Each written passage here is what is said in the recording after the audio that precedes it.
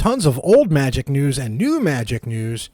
Commander unbans happened, bracket system update, along with my final experience in Path of Exile 2, Dawn of the Hunt. But first, that lovely intro.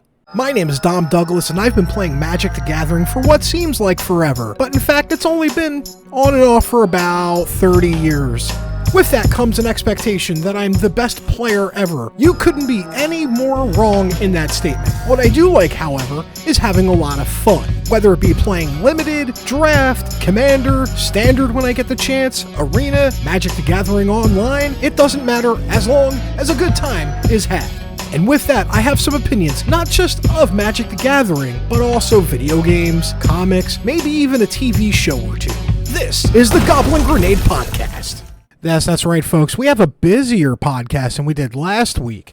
Last week, the girlfriend was down visiting and didn't really want to put that much effort into the podcast, to be honest with you. That being said, though, we're going to start things off with the bulk of the episode today, and that is Magic the Gathering stuff. And I want to... something that flew past me, and I don't pay that much attention to a lot of news. Yeah, I know I have a podcast related to Magic the Gathering, but it doesn't like consume every waking moment, to the fact that one of my friends like basically was like, "Hey man, Oblivion Remaster's out." I wasn't aware. I was not aware at all that the Oblivion Remaster came out today, April 22nd, 2025. So yeah. That being said, though, this is a weird bit of news that even like it's, for some reason, just recently caught up with me.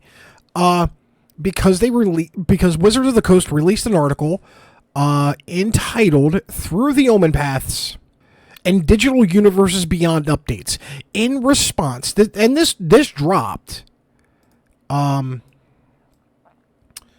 days ago. Yesterday, actually. And this is where it's just kind of like felt a little weird that this piece of news passed me. The Spiderman set for Magic the Gathering coming out later in this year has 0 Commander precons coming to it. This is shocking, but also apparently Chris Cox, yes, that's the guy who's running Wizards of the Coast and Hasbro now, his name, don't demonetize us, YouTube, here at Max Heroes and Villains YouTube channel for the Goblin Grenade Podcast. Give a like and subscribe if you like what you're hearing so far. Very late with the intro, part 2. But here's the thing. Chris Cox has said they are significantly this year lowering the amount of Commander decks that they released. And at the first set that released this year, Aether Drift only had 2, and I was very happy with that. And then we had the 5 that came out with Tarkir, and I get why there was 5, and I was like, well, it was good while it lasted. Apparently, though, Spiderman set has 0 Commander precons coming out. It's a standard-only set. Now, this news came to my brain hole, if you will, because they had to release an article, "Through the Omen Paths and Digital Universes Beyond Updates." Digitally speaking only on Magic the Gathering Online and Magic the Gathering Arena, if there comes a time where a Universes Beyond set, spoiler alert, it's the Spider-Man set, and all Marvel sets can't be digital, won't be appearing on the digital clients of Arena and Magic the Gathering Online, they are creating a digital-only set copying the Spider-Man set or copying any of the Marvel sets. Instead of Spider-Man, it'll be, in-universe Magic the Gathering name here. Same card, same everything, but it's going to be the digital version of that card. Because apparently, I want to guess, because of Marvel Snap existing, that Marvel does not want a digital card, their digital cards appearing on a competitor. So when the Spider-Man set comes out on Arena, it'll be called something different in universe of Magic Gathering, which is Dominaria and all the planes and whatnot. And they said at the end of it, for the remainder, that it'll mirror the Universes Beyond set that can't appear digitally. One 2025 set, Magic the Gathering Marvel Spider-Man, as well as future Marvel sets, will not be coming to digital Magic platforms. Instead, they will release the first through the Omenpath set on September 23rd. They'll have more information on the set as we get closer to release date. The Final Fantasy and Last Airbender sets will be digital. They will be appearing on Arena. So that was an interesting bit of news, and that woke in me to do a little bit more research and be like, oh wow, apparently the Commander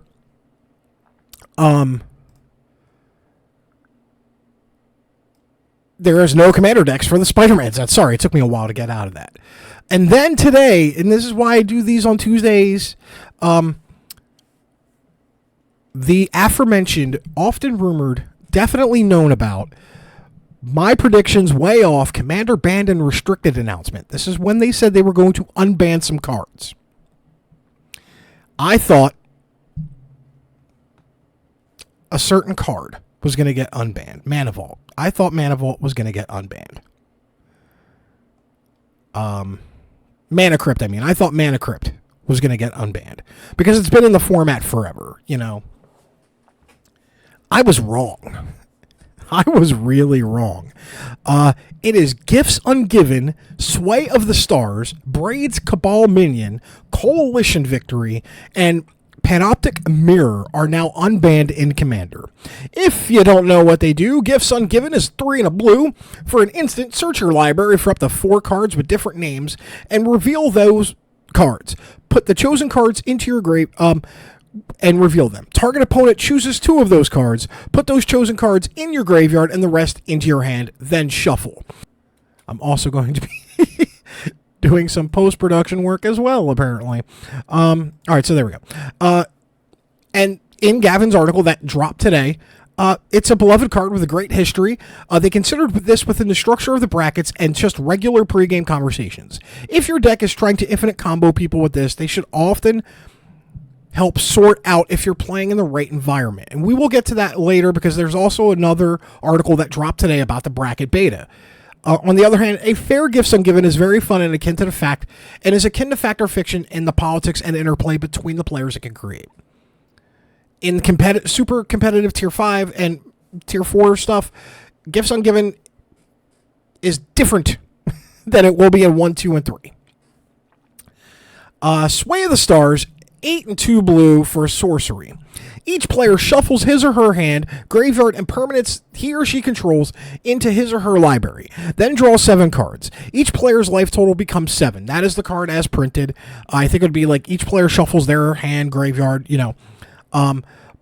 because this card has not been reprinted because of that reason of what it does.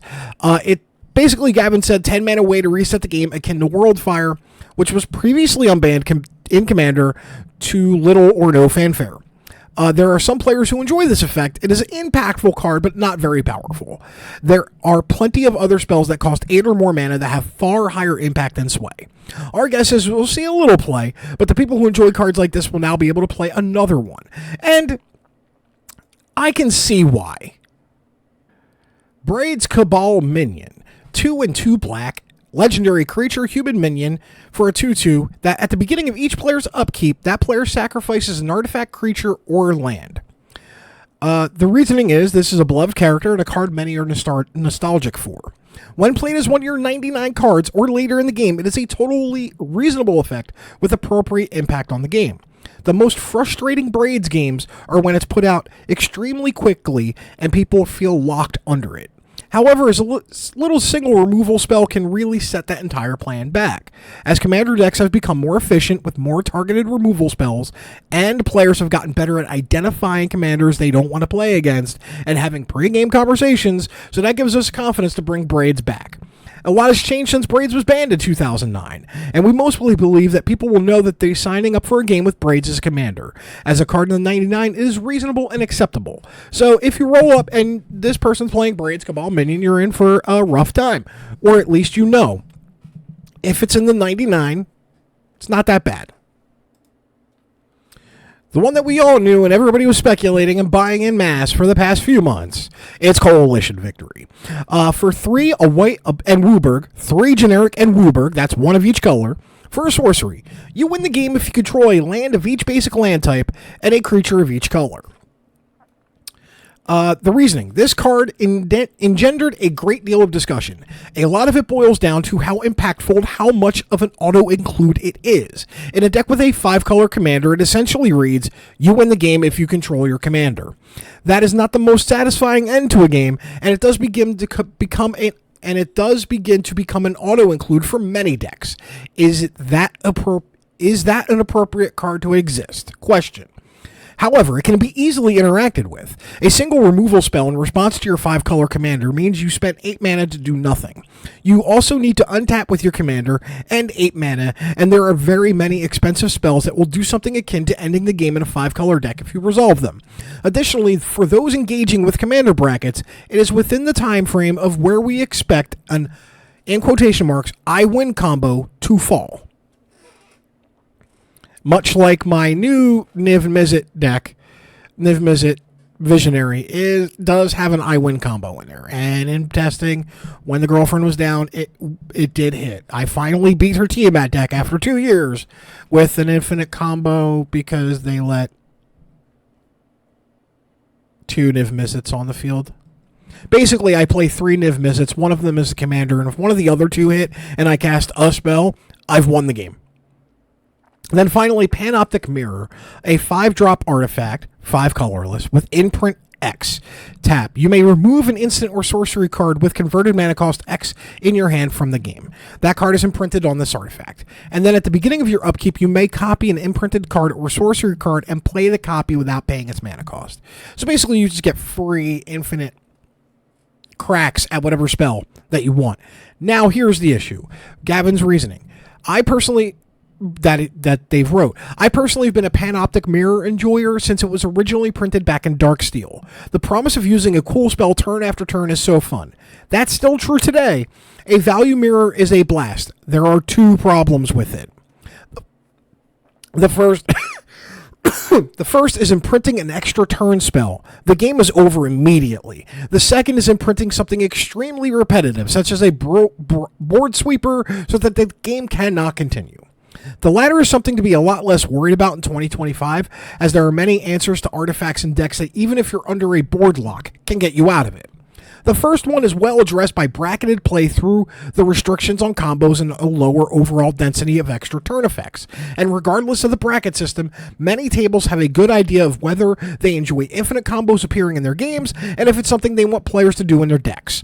Finally, it does take a full turn and a large mana investment, and people have several windows to respond to it. They can kill it before you untap in response to an ability, or after an ability resolves, your opponent is down a card.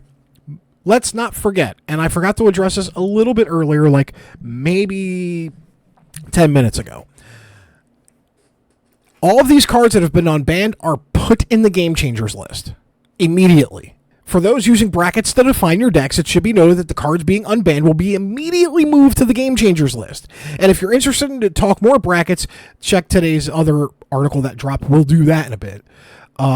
That sounded really condescending, that we'll do that in a bit. No, it was actually a really good one. Here's the thing. These cards have not been legal in Commander for a long time, originally being banned between 2005 and 2009. And a lot has changed in Magic and Commander since. They are not opposed to banning them again at some point if they still prove to be problematic. However, these feel in line with our expectations and are okay to try given where the format is today. I know many of you out there will be excited to try them, and I look forward to reading about what you come up with. They are effective immediately in tabletop and will be reflected in Magic Online later today. This is where it takes a bit of a weird turn and where my prediction was completely wrong. And Gavin kind of contradicts himself a little bit. they address on Dockside Extortionist, Jeweled Lotus, and Mana Crypt. Obviously, Nadu was not part of that conversation. That card needed to be banned the second it was created. In the article, he wrote, "We would be plugging our ears if we did not acknowledge the elephants in the room when it comes to this series of unbans. The September bans of Dockside, Lotus, and Mana Crypt. Many players out there are probably immediately scrolled down this long article as quickly as they could to discover the fates of these cards. We did talk about these cards and are not unbanning them at this time. Opinions from the Commander format panel varied. Some believe Commander is more fun without them. Others would like to see more time to see how the Commander bracket system is adopted before doing anything here. And others felt it's too soon to do anything with these cards. There are a few people who are open to doing something with Jeweled Lotus now, but that's not the primary opinion. The overwhelming majority of the panel did not want anything to do with any of these cards at this time. So there's a small section of opinions within the Commander panel that want to see Lotus back in. Jeweled Lotus. But I get that's the CEDH players, because that is a pure CEDH card. Nothing wrong with that. If they can figure out a way to unban that card just for bracket 5, which would be its own can of worms. But, I will be transparent. The article continues. I will be transparent and say that I believe if any of these are to ever return, the most likely one is Jeweled Lotus, due to its one-shot nature, iconic feel, and ability to help support high mana value commanders. I want to be clear. This is not me saying that this will ever happen, but that was one amongst the panel with the most traction.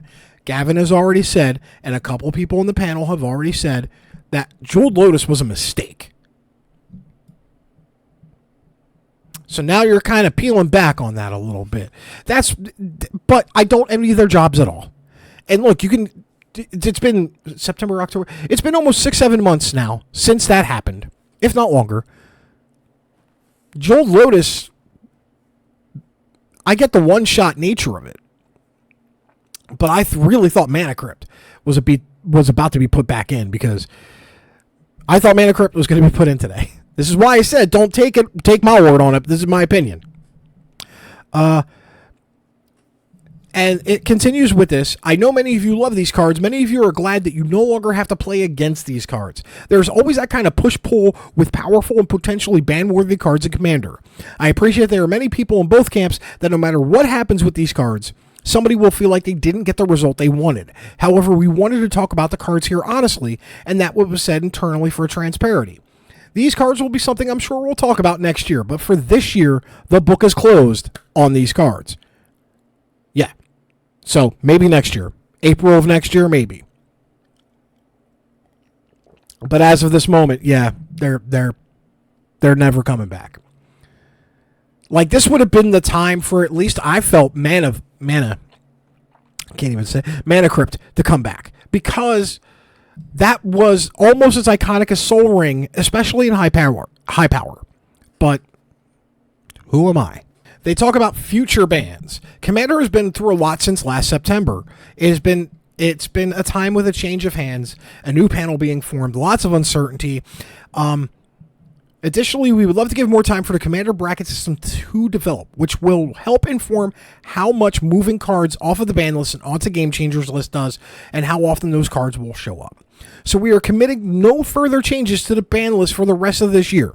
Starting next year, we can touch the ban list again, and at more regular intervals, so not just one ban window a year. But we want to hold off for the rest of the year, which is what I kind of said. You're going to get a lot of information at the beginning of the year, and then nothing until next year. The only exception will be what I am calling the Nadu contingency, which, if there's a new or unbanned card begins to generally become reviled and people just want it gone as soon as possible, we can break that seal and act early. However, I'm hopeful we will not need to do this, as it would need to be a fairly extreme circumstance. As often been stressed to me, Commander moves slowly. It's fine to take our time and let everything settle. Stability is a core tenet of Commander's philosophy. Recently, it hasn't always felt that way. Let's get back to that stability again. If you're interested in a review of the cards of the ban list, here is the summary below, and then the ban list review. For the list of cards that don't need additional explanation because they're either classically powerful or don't make sense in Commander, the appendix is Ancestral Recall, Black Lotus, Chaos Orb, Channel, Fire, Falling Star, Caracas, Library of Alexandria, Mox Emerald, Jet, Pearl, Ruby, Sapphire, Charizard, Time Vault, Time Walk. Those are banned. They're never coming off. Moving on to cards that could use some amount of explanation and a gauge for when they will return. This article is very extensive. Balance for one, and I'm not going to show the cards. Each player chooses a number of lands he or she controls equal to the number of lands controlled by the player who controls the fewest, then sacrifices the rest. Players discard cards and sacrifice creatures the same way. I loved this card back when it was Type 1 and Type 2. It was like a pet card of mine. It is a 1 and a white. This card massively strips resources out of the game, providing mass land denial, hand disruption, and a board sweep all in one.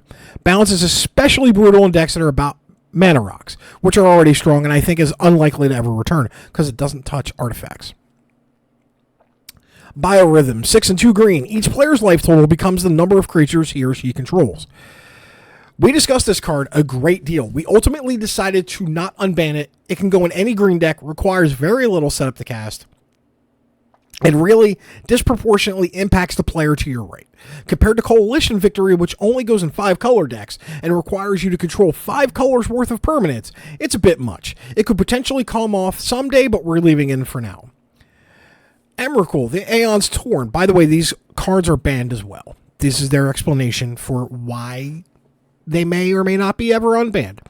Emrakul, the Aeon's Torn, 15 generic mana for a 15/15 Eldrazi. This spell cannot be countered. When you cast a spell, take an extra turn after this one. Flying, protection from spells that are 1 or more colors. Annihilator 6. When Emrakul, the Aeon's Torn, is put into a graveyard from anywhere, its owner shuffles it from their graveyard into their library. Annihilator 6 is when this creature attacks, that person being attacked has to sacrifice 6 permanents before anything can happen. Emrakul is a powerhouse, whether casted or cheated onto the battlefield. As a colorless card that any deck can play, it was a de facto top end in a ton of decks while legal, and saw a lot more play that was fun. It's possible as the bracket system grows and takes off that it may be more tolerable at bracket 3 and above, but for the moment we've elected to leave it on the ban list and see how other changes go. Soriantami Ascendant. Alright. So it's one of the flip cards from OG Kamigawa. For 1 and a blue flying, whenever the 4th spell of a turn is played, flip Soriani Ascendant. And then when it's flipped, counter the first spell played by each opponent each turn. This card is incredibly unfun when flipped early, and structuring your deck to do that on the second or even first turn is fairly easy. Combining it with Arcane Laboratory can end the game, but even without that, it's an oppressive force. It's not fun or beloved, and it's not something we are eager to unban at this time. Here's the thing about Fast Bond. It is for 1 green enchantment. You may put as many lands into play as you want each turn.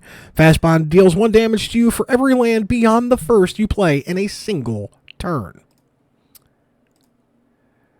Not only is this an incredibly strong way to continuously play lands for little cost, but there are all kinds of loops you can pull off with cards like Crucible of Worlds, where you may play lands from your graveyard. Flash, for 1 and a blue instant, you may put a creature card from your hand onto the battlefield. If you do, sacrifice it unless you pay its mana cost, reduced by up to 2 for an instant. In CEDH, so many games were coming down to Flash and Protean Hulk, leading to Flash's ban. Cheating in enter effects with Flash is only going to become more powerful with time. It's staying banned. Protean Hulk, when it dies, search your library for any number of creature cards with total mana value 6 or less, put them onto the battlefield, then shuffle. You cheat Protean Hulk in, you don't pay, and then you get tons more creatures, especially in CEDH. This is the one I want to see their explanation for. Goalless, Tireless Pilgrim, 5 generic mana for a legendary creature scout for a 3/5. When Goalless enters the battlefield, you may search your library for a land card, put that card onto the battlefield tapped, then shuffle your library. For 2 in Wooburg, which is 1 of every color, 7 mana total, exile the top 3 cards of your library. You may play them this turn without paying their mana cost. Golos is an incredibly powerful 5-color option that finds both any land, ensuring that even if dead, you are likely enough to have enough mana to recast it next turn, and has an activated ability that can be extremely strong for that mana. It really homogenized games and was a de facto best commander option for many, many decks. Perhaps an acceptable card in higher brackets, but it's not something we wanted to touch today. Griselbrand, 4 and then 4 black mana for a legendary creature demon, flying lifelink, 7/7, pay 7 life, draw 7 cards. Cheating out Griselbrand and drawing an absurd number of cards was an incredibly powerful thing to do during the 1 month window where it was legal.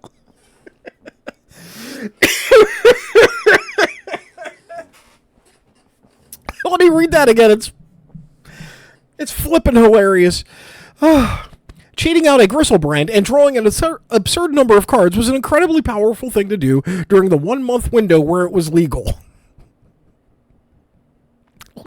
Leading to quick action. The Nadu effect before Nadu. Once in play, you tend to draw either 28 or 35 cards immediately, and the game often ends that turn. I can imagine a world in which Griselbrand returns for high bracket players to enjoy, but I would say more likely than not that Griselbrand remains permanently banned on this list.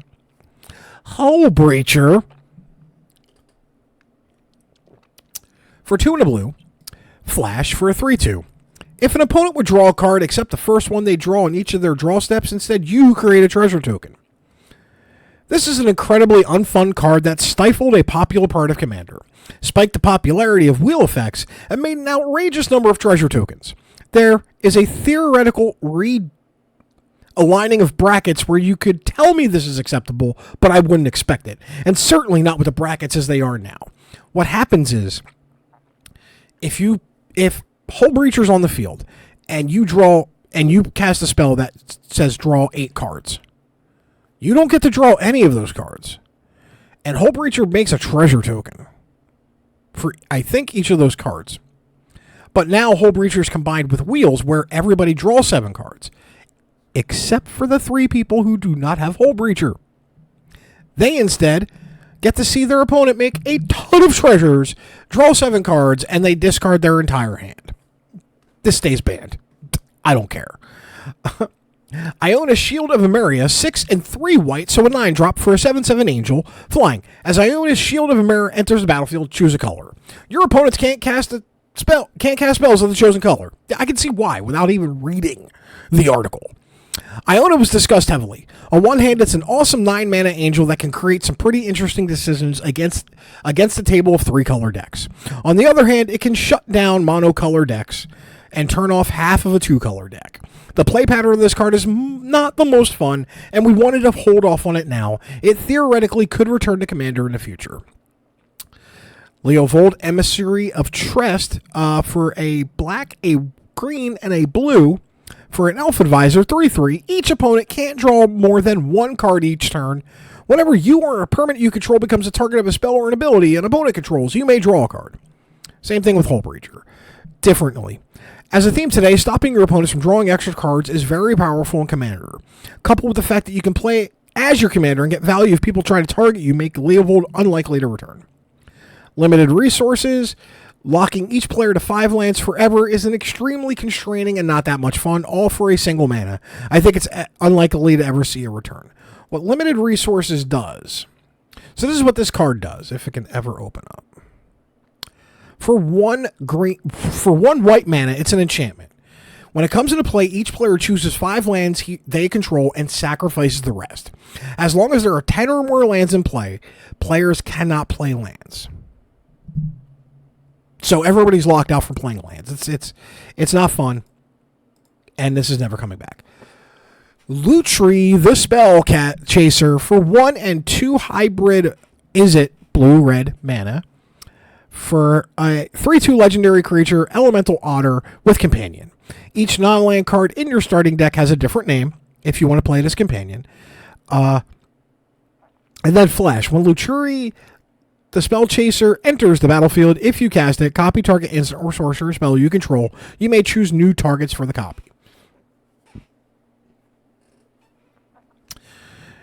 Poor Lutri. While the shell of the card is no doubt fine, many players would love to see the Otter freed from their decks in a post-Bloomborough world. The companion restrictions mean that every deck with blue and red in its color identity could include a copy at no cost. That was the biggest problem. Like, you could just have this card. That's not appropriate or tenable. I can imagine a world with a allowed than 99 only list that would free the honor to go into people's decks, but we're not doing this now. Nor is there any guarantee we will ever do that. So Lutri stays. We welcome your feedback. Look, the problem is with Lutri, every deck that plays blue and red, it's an auto include. Like it is. It's just an auto include. Because you can have it as a companion outside of the game as an 8th card to start your game with. Now you have to pay 3 land now, where before you didn't have to. You have to pay 3 generic to put it in your hand. But technically speaking, you have an extra card. So your deck starts 1 card less, I think, because you still only, it has to be 99 with a companion included. 100 cards, I mean, with a companion included. It can't be 101. But it's every Izzet deck would need this. Every deck that plays those 2 colors needs this. Nadu, I don't even need to do Nadu Winged Wisdoms stuff. If you are a fan of this channel, you know why. Incredibly problematic card, and it earned its ban in every format. It earned its ban. Paradox Engine for 5 generic. Whenever you cast a spell, untap all non-land permanents you control. An incredibly easy combo mana generation card with all the artifact mana played in Commander. I can imagine if brackets are strongly and widely adopted, us talking about it as a potential game changer, but we are a long way off from that. Prime time. Primeval Titan for 4 and 2 green for a giant 6/6 trample. When Primeval Titan enters the battlefield or attacks, you may search your library for up to 2 land cards, put them on the battlefield tapped, then shuffle your library. You can kind of see where this is coming from without even the explanation. While it is beloved and nostalgic, the amount this card accelerates is massive and can really dominate the game. For those who played back when it was legal know how often a game would revolve around Primeval Titan, whether it died or not, cloning it, or otherwise. I do think this is a card that could potentially return and be put in a Game Changers list, but this card can be extremely warping, and now is not the time. Prophet of Crufix. So Prophet of Crufix is 3, a green and a blue for a human wizard for a 2/3. Untap all creatures and lands you control during each other player's untap step. You may cast creature spells as though they had flash. Yeah. We can see why. Seaborn Muse just got promoted to the Game Changers list. We'll get to that in a bit. And Prophet is that. You also get a free reign to play your spells on everyone's turn. It's a really powerful card that also monopolizes the time in the game. The Prophet player gets an extra turn of playing creatures for each other person over and over and over again. Absolutely dominating at lower power tables and still quite strong higher up. It isn't necessarily locked in the ban list, but now is not the time to remove it.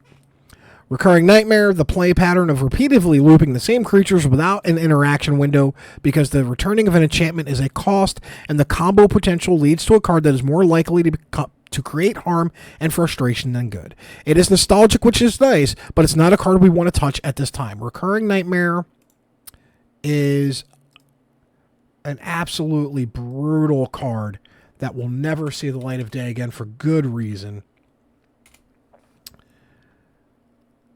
And it goes as follows. For 2 and a black for an enchantment, sack a creature, return Recurring Nightmare to its owner's hand. Put target creature card from your graveyard into play. Play this ability as a sorcery. That is, Recurring Nightmare. Rolofel's Llanowar Emissary. For 2 green, an elf legend. Tap to add 1 green mana to your mana pool for each forest you control. What? This card exists? The mana provided by Rolofus out of the command zone is massive. Maybe this is something that could only be in your deck and not as a commander, but is much stronger when your deck is built around it. But this card is unlikely to return at this time. Sundering Titan for 8 generic mana. When it enters or leaves the battlefield, choose a land of each basic type, then destroy those lands. This card is miserable at low power tables as it blows up tons of your opponent's lands and tends to get blinked, reanimated, or otherwise triggered time and time again. It's a fairly unfun experience. It's possible that brackets continue to increase in adoption. Maybe this would be an acceptable game changer then. Upgraded decks don't want mass land denial around. I'd say this one's possible, but it's an uphill battle. Sylvian Primordial. Speaking of blinking and land destruction, Primordial puts you ahead while setting everyone else back, and is a prime candidate to clone, blink, and flicker. It's not the most fun card, especially at more casual tables. This one I could see unbanned in the future as we adopt and evolve brackets, but we do not touch it for now. And the reason why. 5 and 2 green. For a 6/8 avatar with 3 each, when it enters, for each opponent, destroy target non-creature permanent that player controls. For each permanent destroyed this way, search your library for a force card and put that onto the battlefield tapped. Yeah, yeah. Tinker's just being able to turn any mana rock into a large game-ending artifact threat early is wildly powerful. Which is why this has caught the appropriate ban in many formats, Commander being one of them. Yeah, don't expect Tinker back. Along with Tolarian Academy. Sorry, Prof, your school's not your community, so it's okay, but the big school's not coming back. Artifacts are everywhere in Commander now more than ever with the proliferation of clue, food, and treasure tokens.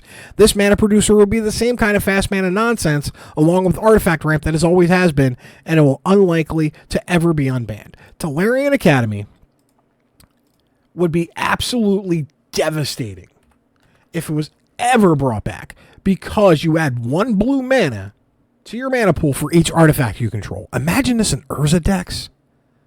They're already disgusting.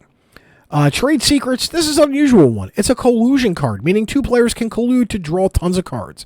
It's not the most fun to resolve or play against, and the games where it's cast are rather silly.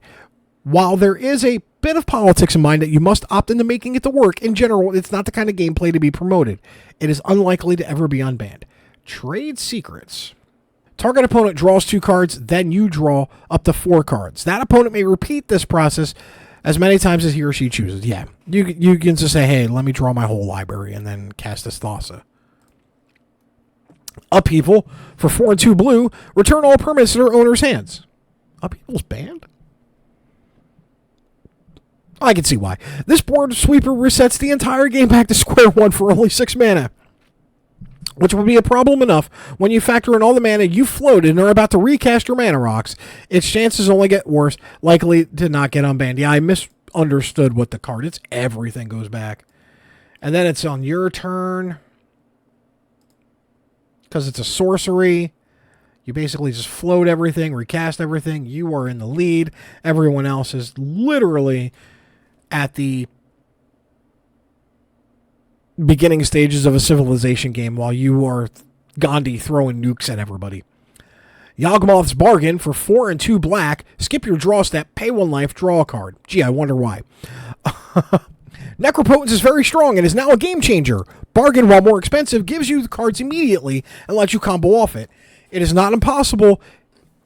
It's not impossible. It's outside the scope of being a game changer ever since Necropotence is not dissimilar, but I would not plan on this returning. So that is the cards that they were discussing and the reasons why that they are or may not be getting unbanned. They aren't getting unbanned or could possibly get unbanned. But folks, that was the first article that they dropped today. All right. The second one was Commander Brackets beta update and Game Changers updates as well. It's a long one today, folks. Thank you for staying here as we get to the second segment here. This is one a big shout out to Max Heroes and Villains, YouTube channel and store as well, for letting me have the podcast on here. It's really appreciated. I am Dom Douglas, if you don't know, which is weird because we're 40 minutes into this episode already, but I am a commentator for Extreme World Wrestling, sister company to Max Heroes and Villains, and I just love this game of Magic, even if sometimes some decisions and some greed happens.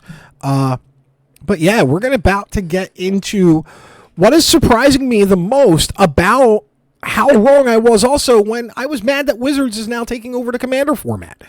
So far, it's not been as apocalyptic as I thought it was going to be. I thought it was going to be bad. I was really mad. That was like the last podcast when it was on the sister channel. Do not look it up. I swore so many times that I had to spend the day after I did the podcast censoring out all the curse words. And there was about a good 230 something curse words in a 45-minute video. Don't look it up. It was probably as vitriolic as I'll ever be about this game, because it was not only angry about the game, but I was angry about the reasons why this happened. And the reaction that the morons who threatened people because of the announcement that led to this, the bans, which was Dockside, Nadu, Crypt, and Jeweled Lotus.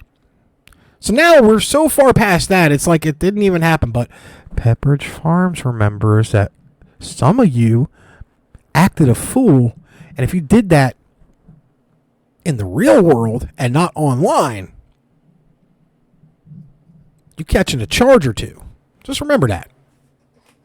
It's 2025. You shouldn't be doing that anymore. But ever since then, they started off with fire with the bracket system.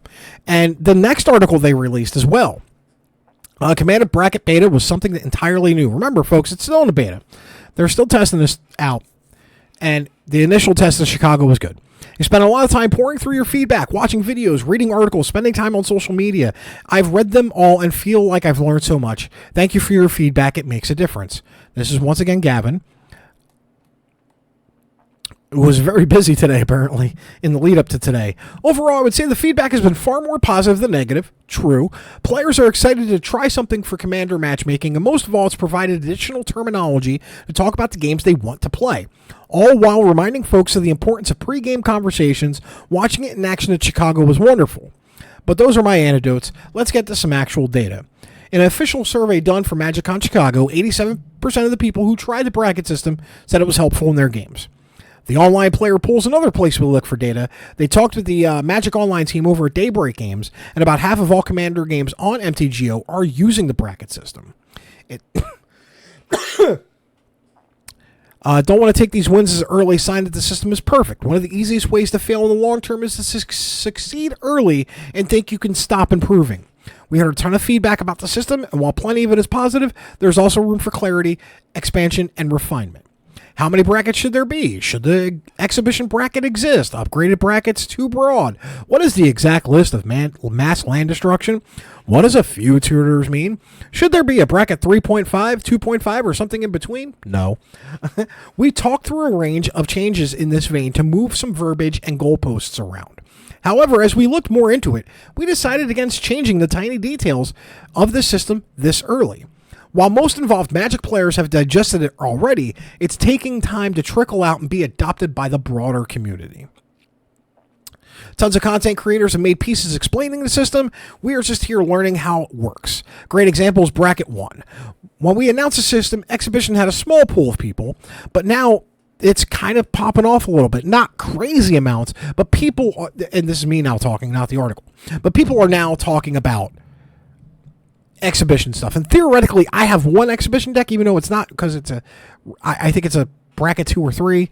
Rule 0 conversation need to be had because it's a Gimli and Legolas counter of kills as my commanders as they partner, and they're not partners, and I think they should have been partners, and I think it's one of the few flavor fails from that Lord of the Rings set. Anyway, they'll continue to run a Commander bracket beta test this year in Atlanta. An actual system, and you expect us to come back with an actual system level changes later this year. We're imagining sometime before MagicCon Atlanta, but we don't want to lock in a time right now. Now, the intent of play, and this is where a lot of people get confused, where, oh, it's power. No, it's your intent. What is your intent for this game? And it's basically, are we trying to win, or are we trying to have some fun while winning, or are we just here goofing around? You can bring it down those three. Are we goofing around? Are we trying to have fun while we're winning, or are we winning at all costs? That's a 2, 3, and 4 right there. That's bracket levels 2, 3, and 4. 1, 2 are goofing around, basically. 2, 3, having fun. 4, winning at all costs. 5 is also winning at all costs, but remember, the difference between 4 and 5 is the mindset of competitive EDH. Competitive EDH basically means if I have a Sharkashima, Karkashima, which is a Kark and Sharkashima commander, I'm playing the same 100 cards that everybody else is playing in that Karkashima deck. Catch me?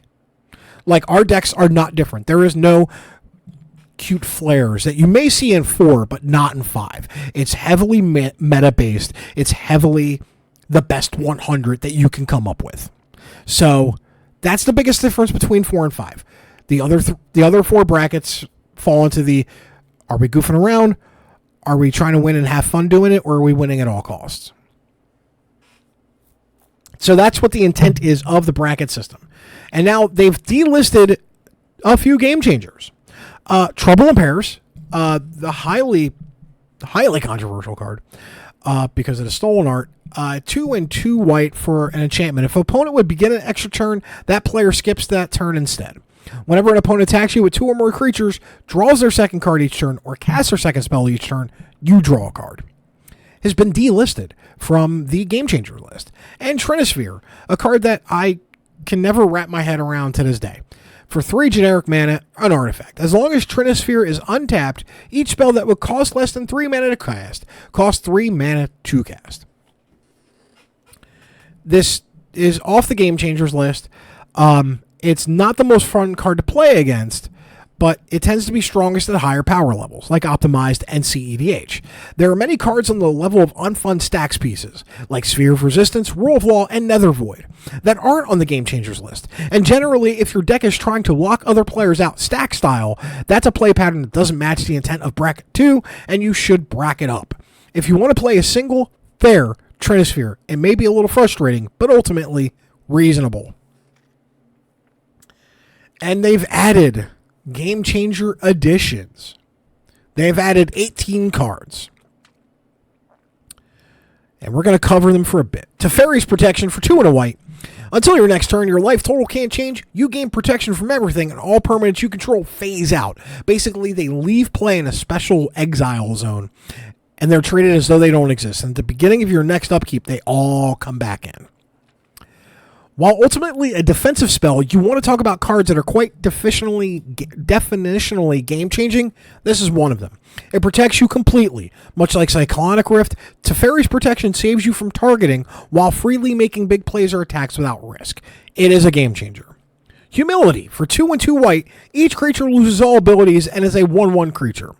This card slows games down to a crawl, disabling everyone's creatures and shutting down a card type that everyone has likely built their deck around. In comparison to Trinisphere, a fair Trinisphere forces people to play some more mana. Even a fair Humility tossed onto the board will usually make games massively much more frustrating to play. The triple combo of Narset, Parter of Veils, Orcus Bowmasters, and Notion Fiends will break all 3 down after the explanation. While punishing additional card draw is a reasonable thing to have in a game of Commander, these are particularly aggravating to encounter. At best, they are frustrating to play against. At worst, they combo with wheels to do some nefarious things. The biggest things you have to worry about, Narset Parter of Veils is a Planeswalker from War of the Spark, 2 and 2 blue with a static. Each opponent can't draw more than 1 card each turn. That's the biggest thing you want to care about. It's got 5 loyalty. Orcish Bowmasters for 1 and a black for a 1/1 Orc Archer with Flash, meaning you can cast it at any time. When Bowmasters enters the battlefield and when an opponent draws a card except for the first one they draw in each of their draw steps, it deals 1 damage to any target, then amass Orcs 1. Notion Fiends for 2 blue and a black for a human rogue, 3/1 Flash, meaning you can cast it anytime. If an opponent would draw a card except for the first one they draw in each of their draw steps, instead that player skips that draw and then you draw a card. Basically, you get all the card draw. They don't. Bad things happen to good people. Intuition for 2 and a blue. Search your library for any 3 cards, reveal them to target opponent. He or she chooses one, put that card in your hand, and the rest in your graveyard. Shuffle your library afterwards. Intuition is a strong tutor, giving you 1 card and dumping 2 in the graveyard. While it's not always the exact card of the 3 you want, with redundancy you're usually getting something strong, and it also stocks your graveyard in the process. Combine that with the fact that it can be a 1-card combo in the right deck that brings it up to Game Changer status. Consecrated Sphinx for 4 and 2 blue for a 4/6 flyer. When an opponent draws a card, you may draw 2 cards. Whenever an opponent draws a card, you may draw 2 cards. This is a must-kill threat at most commander tables. Untapping with the Sphinx and the 6 or more cards you've drawn by the time it gets back to your turn puts you dramatically ahead. Additionally, the gameplay of other players cloning it and then allowing them to draw as many cards as the other will allow is not the best gameplay. This fits right in as a game changer. Something I was surprised, and a lot of other people were surprised it wasn't considered a game changer at first. Necropotence for 3 black for an enchantment. Skip your draw step. Whenever you discard a card, exile the card from your graveyard. Pay 1 life, exile the top card of your library face down. Put that card in your hand at the beginning of your next end step. Though it does cost triple black to cast, once down, the ability to turn much of your 40-point life total into cards as many cards as you want is extremely powerful. This has been one of the most requested additions, and they're happy to add it. I mean, yeah. Deflecting Swap for 2 and a red. If you control your commander, you may cast a spell without paying its mana cost. You may choose new targets for target spell or ability. Strong free counter magic made the list previously, and this does the job at offering free counter magic and more. It's deserving removal. It's deserving of the spot of the list. When this particular card first came out, Deflecting Swat, and I think it was in the cycling deck, the Gavi. I bought 2 or 3 of those Gavi decks at Walmart for MSRP, and then would just flip the Deflecting Swat. It was going for the same rate. And if I could find it in a Walmart, yeah. So that was like an early grind. I would usually trade it to other players. Like, I wasn't trading it to a store or anything like that. I would just trade it for players because I knew it was other commander players, and that's how I would stock up on getting so many utility, like so many lands and whatnot. Like, my big thing was I knew I was going to kind of be heavy in a commander once I started. So I needed a way to get a lot of lands, because your mana base is the most expensive. And Deflecting Swat helped me out a lot. Gamble, Crop Rotation, and Worldly Tutor. I'm surprised Gamble was not on the list before. Basically, search your library for a land card, discard a card at random, then shuffle. Crop Rotation is additional cost, sack a land, search your library for a land card. Worldly Tutor, search your library for a creature card, shuffle your library, put it on top. The lower brackets do carry the restriction of few tutors already, which basically I feel 3 or more tutors is fine. That's the few tutors, 3 or more. Anything 4 and above, you're not playing a few tutors anymore. However, 1-mana tutors that can search up a wide array of cards are some of the most efficient out there. Imperial Seal, Mystic Tutor, and others. And they are in line with that. We may be revising the notes around tutoring on brackets in the future, but for the time being, we wanted to get these 3 large swings onto the set. Seaborn Muse, for 3 and 2 green, for a spirit, untap all permanents you control during each other player's untap step. Kind of in conjunction with one of the cards, explaining why it was banned. This card causes you to take what is essentially, when built properly, 3 additional turns worth of effects each turn cycle. It also causes one player to take a disproportionate amount of time in the game. Yeah, it's you basically get to play a turn, everybody's turn, because you get to untap everything, and you've built the deck to go along with Seaborn Muse. So yeah. Natural Order for 2 and 2 green as additional cost to cast a spell. Sack a green creature. Search your library for a green creature card. Put it onto the battlefield, then shuffle. This is one of the strongest ways you can cheat out big creatures early. Natural Order cheats mana and acts as an efficient tutor for all one. It's a green creature. That can be a token, okay? Just a 1/1 token to get a Crater Hoof out. I've seen it before. Food Chain for 2 and a green. Exile a creature you control. Add X mana of any color where X is 1 plus the exile creature's mana value. Spend this mana only to cast creature spells. People tend not to play fairly with Food Chain. It feels mostly infinite combos, and while those are kept out of the first 2 brackets, it feels worth calling out and limiting it as a game changer slot for bracket 3. Aura Shards for 1 green and a white. When a creature enters the battlefield under your control, you may destroy target artifact or enchantment. That is just potent. Field of the Dead. This one is interesting. Field of the Dead enters tapped. Add 1 generic colorless. When Field of the Dead, When Field of the Dead or another land enters the battlefield under your control, if you control 7 or more lands with different names, create a 2/2 black zombie creature. When this was played in Standard, when this was in Modern, this was a nightmare. And just picture it in Commander. Except for basics, you're playing different colored lands. So it's very easy to pop off with the Field of the Dead. That is why it's on the list. Mishra's Workshop. Tap to add 3 colorless mana to your mana pool. This mana may only be used to cast artifacts. Though not highly played due to its difficulty to acquire, it is difficult and is pricey. A land that taps for 3 mana for artifacts definitely meets the restrictions we put around fast mana belonging on the Game Changers list. They also, cards not changed. The first they wanted to tackle the legendary creatures. Originally, we had a couple others flagged for inclusion. However, ultimately, there are a lot of powerful commanders out there, and your commander is either the one face-up thing everybody knows about before the game starts. And if you've had proper conversations, you're good. That's not part of the article. That was just me saying it. It's an easy road to start adding Corvold, Edgar, Ur-Dragon, Joda, Atraxa. And before you know it, a ton of favorite commanders are on that list. Look, the Commander Committee, before it became part of Wizards, the last ban, if I'm not mistaken, or one of the last bans they did, it was a few years before the 4 bans that eventually ended what we knew it, the Commander Committee as we knew it, and now it's Wizards. One of them was Golos, and people were mad.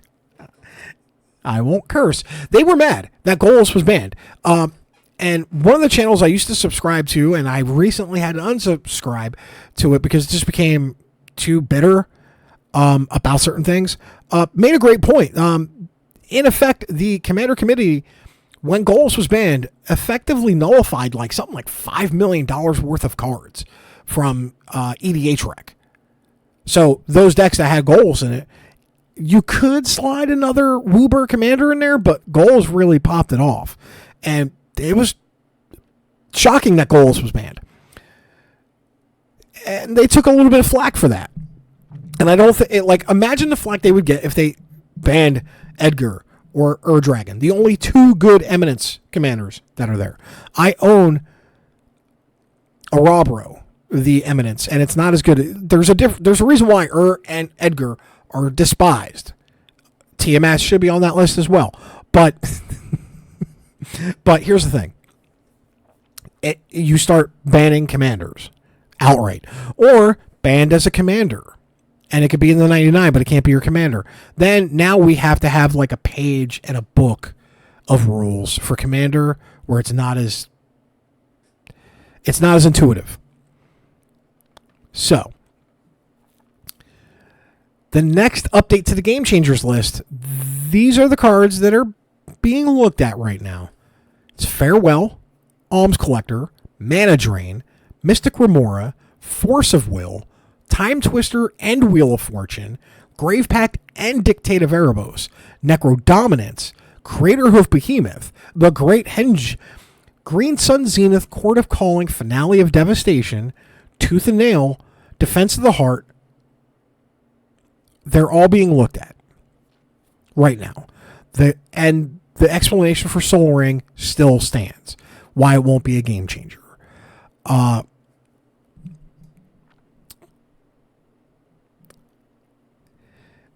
I want to re-emphasize, and this is from the article that Gavin wrote, I want to re-emphasize what I said in the previous article, that Soul Ring is a huge face of Commander, handed down from Sheldon himself. We are not planning to change or restrict it at this time. It should be rewarded at any time. This card, what it is, Sheldon's card, basically. And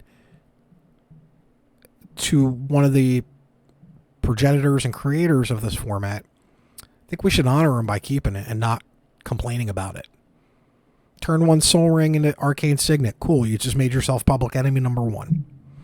You now turn the game into arch enemy, and that always happens, and that's rightfully so, because you turn one soul ring into arcane signet. There have been games where I've had that combo that could have gone off on turn 1, and I decided not to because I didn't want to play arch enemy that day. But just stop it with the soul ring. It's in every precon for a reason. It's an iconic card in Magic the Gathering at this point. It's iconic. Leave it alone. Stop complaining about it. Now,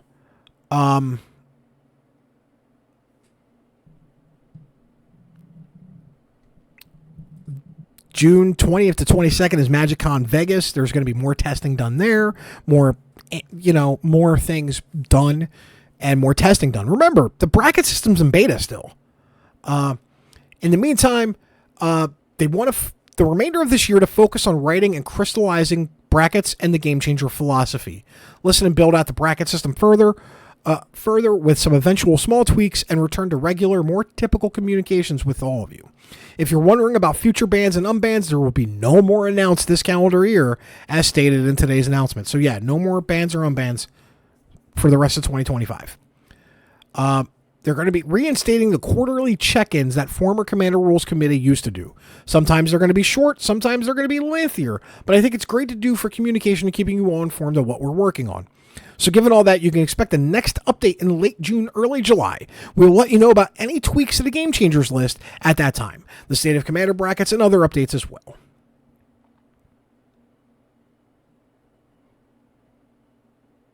So yeah, I am exhausted.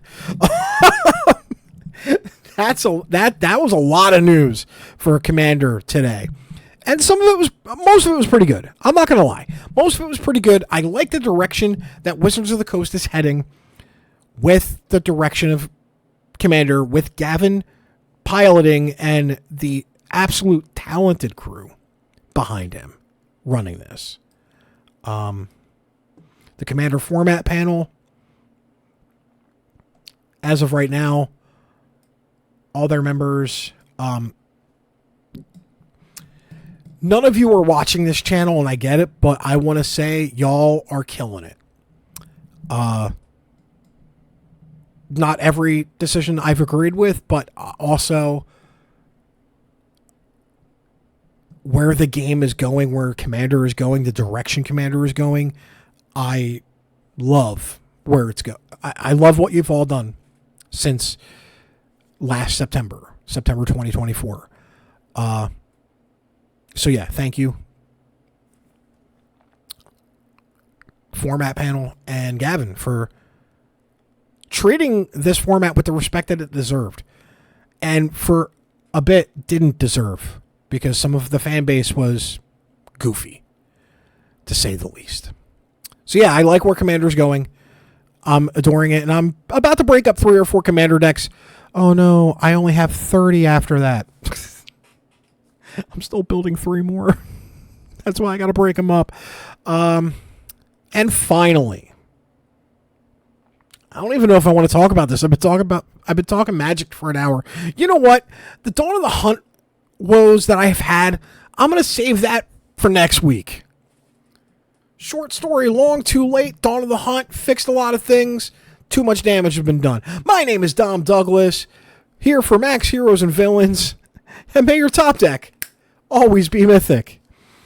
I'm breaking up Commander decks now, like 3 of them, because I have too many.